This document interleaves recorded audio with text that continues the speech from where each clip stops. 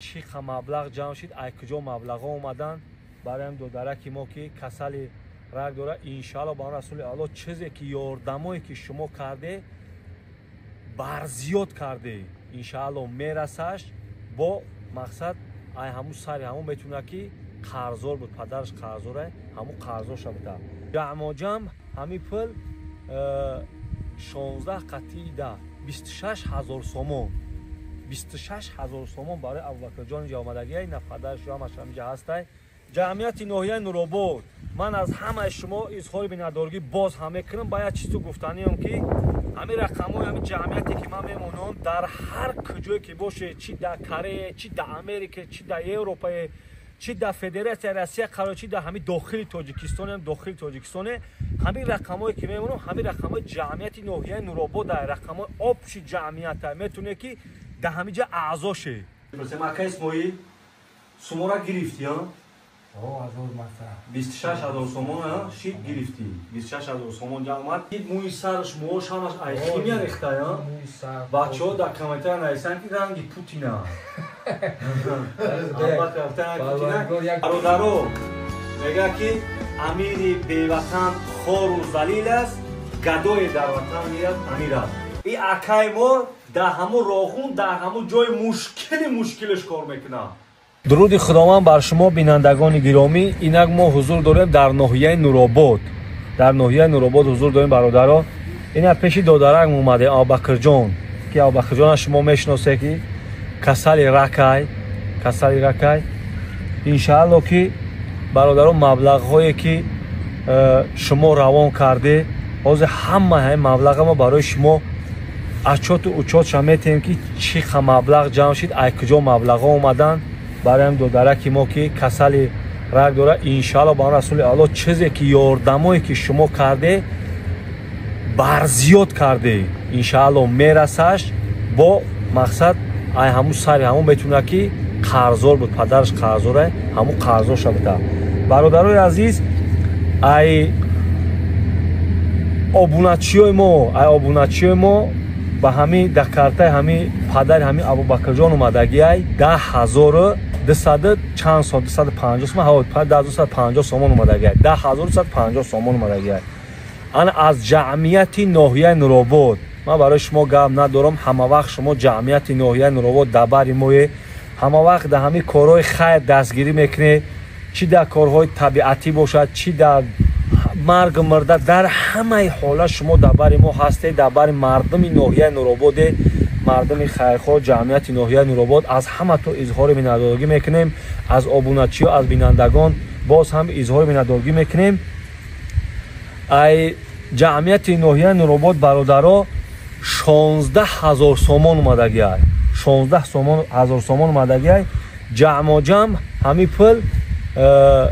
16 قطعی ده 26,000 سومون 26,000 سومون برای ابوبکر جان اینجا آمدگی. نه پدرش هم اینجا هسته. 26,000 سومون جمع شدگی. از این برادرها وای در کارت پدرش در کارتش این مبلغی که از دست ما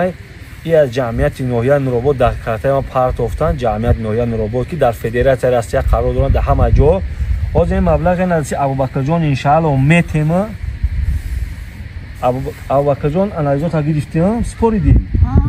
یا که جراحیش میکنن خیلی چیکارش میکنن که همین مبلغ انشالله بحثش میکنن میرسش. خیلی با که در نواره آینده رزولتات هم ببینیم چیزی که شما خیر کرده نه خیر شما هسته، شما سهم خودت گذاشته و شفا از جانب الله های برادرها، شفا از جانب الله های. خیلی از جانب دعاگو هستیم که الله بزرگ همین دادر ما را شفای کامل بتاوه، کلون شوه، خدمتگاه همین ملت همین دولت شوه همین سرزمین ابوبکر جان. چی گفتن ابوبکر جان برای بینندگان؟ چی گفتن برای اکوی که نه برای شما نه زحمت کشیدن، دیلشو سوخت برای شما پل روی کردن اینا که شما را مقصد جراحی باشد جراحیت کنن، چی مقصد مبلغ مالی که در شما در کار بود اینا برای شما ایسا کرد. چی گفتن برای اکو؟ چی میگوی؟ رحمت کلام به همش رحمت کلام میگوی. الهی آمین. پروردگاریم هر کدومی که همین یک سومون که باشه، یک ذره که باشه خیر کرده، الله بزرگ خیرش به درگاه قبول کنه و چی مراد و مقصد با مقصد تو برسونه. بسم الله الله اکبر. خیلی برادرای عزیز اینا مبلغ اما در سی ابوبکر جان میته این مبلغ برادرو این مبلغ از جمعیت نوحیه نوروباد از جمعیت نوحیه نوروباد همه شهر رسیه خب ابوبکر جان همه شهر هم جمعیت ها جمع شدگی ما برادرای یک چیز دیگر تو نبروله که مردم نوحیه نوروباد در هر جایی که باشه همین رقمای جمعیت نوحیه نوروباد این جمع میمونم رقم‌ها را میمونم میتونه که در همین رقم‌ها بدروی اعضاشه در همین جمعیت نوحیه نوروباد که شما را به مثل همین برادرها در همین کارهای خیر در همین کارهای آبادی و زیبایی همین نوحیه نوروباد سهم خود را بگذاره که مقصد همین نواران که دیگه شما را مقصد بگه که ما در همینجا سهم خود را گذاشتگیم اینجا رقم‌ها را میمونیم باز هم از همه تو اظهار میnnتداری میکنیم الله بزرگ همه تا نگهبان باشه. اینا برادرها اینا حضور داریم در خانه اکای اسماعیل در خانه ابوبکرشون یک پیاله چایشون اینا خوردیم الحمدلله یک پیاله چایشون خوردیم برادرها اینا اکای اسماعیل در اکای اسماعیل خودش میپرسیم اکای اسماعیل شما را گرفتی ها؟ آه از اون مثلا 26000 سومون شید گرفتی 26000 سومون جمع اومد در قطع خودتان جمع شید در قطع خود جمع شید از جمعیت نوحیه نوروباد 16000 سومون جمع شید روی کردن برادرها 16000 سومون وعده رسوندید در کام برای بینندگان چی گفتن یکا چی سبب گوشه که مقصد به همین مراجعت که چی مشکلی اومد به شما؟ نصیب خداوند بوده تقدیر الهی در تقدیر الهی کشیده باشه هیچ که تقدیر از جمعیدان نمیتونه در نصیب ما بوده برادر امیر ما رمضان بشری کسر شد مثال این رمضان ما رو بانی سر کشیدیم یک چند ماه شده باشه یعنی مقصد که یک 4-5 پیشین از شهر اومده این نصیب دیچوری همین دیده در نصیب قدرت الهی ما بوده مقصد که خیلی خراجات قبولگری مثل مقصد کار میکنیم در آقون قدرش مثل در آقون کار میکردی؟ معاش چند خبر؟ معاشم ای 3 و 8 تا 4 از سومان معاشم بود ای روزی که مثل این بسیاری کسر شد مقصد که میگه کار رفتن نتونستم ای قرم دوروی کسی داشتیم مثل ای خونه پدری ای خونه خیلی چیزی دوروی که بود مثل کسر این بسیاری خدا پروری رو شد و دست خود کردیم خیلی بالیسه به همه برادر و معلوم برادری مومن سول میره خیلی خیلی سرای اونتره خیلی دورات 6 بار میبری علیش میبینه که هزار مرتب به عدس شگری پروری خیلی بهتر شده نه کورس خیمیاش گرفتیم نه کورس خیمیاش گرفتیم برادر اپیرستش هم کردگیم برای آنالیز بودم با آنالیز مثل میدم مسکو میپورد هندوستان میپورد یا که ایران 3 جواب مثل همون شب و روز برادر منو گفتن که 50000 سال دیگه دولت ها روی کردن مثل من هم قید داشتم مقصد ما گفتم چه مایرسی روی کردن مثل همون آنالیزو را من بچه من مثل کم ترک ریچه نکنم خیلی قسم دادم به همگه هندوستان ایران تاجیکستان سالمس نداشته مثل خیلی بومد دیم ستیپن زلکات ستیمی مثل سرطان منم باشه دیم ستیپن زلکاتسی معنی که مدینه بدقه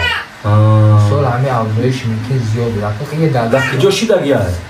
در همجه پوچه پوشه در همجه پوچه باز جراحیش کرد برادرو ما همجه دیم همجه جراحی کردگی مقصد برای بودوشی با مقصد که واسه مثل بعد همین کورسو که رفتیم مثل همین اخرین روزی که مثل یک 5 روز پیش من اومدم ایشا واسه مثل همین آنالیزش همش که سپوریدیم مقصد اونجا حاضری دو وریان دامو می‌نگه ما رفتیم همون زاویه بیشتر سال همون دکتری که میشه فرزند اومد تا مسکو رفتیم ما را زنگ می‌زنیم و چی میشه تو پنجشنبه ما خوردیم خیلی خونه اومده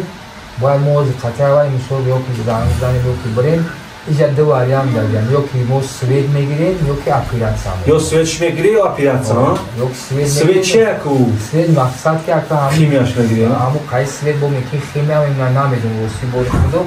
من برای همین جای اپیرات کردن هم جای سرطان در روزی مثال کامپیوتر کردن همینجا 10 سانتی متر چطوری آب خیدورا برای اودالیت کردن همون چیز یا که سوید میگیری یا که اپیرات میگیری این در دست خداوندش بود این موی سرش موش همش خیمیا ریخته یا موی سر بچه ها در کامنتر نویسن که رنگی پوتینه برای یک میخونه با سواد میشه جای پوتینه میگیره انشالله برادرها همین ابوبکر ай химия ҳамин муйсаж рехтага химияш кардаган айза химияро муйсаж рехтага хай барои бинандагон чӣ гуфтанд бародарое ки маблағ ёрдам кардан барои ҷамъияти ноҳияи Нуробод барои ҳамин бародароне ки дастгирӣ кардан ба мо парвардигори 18000 олам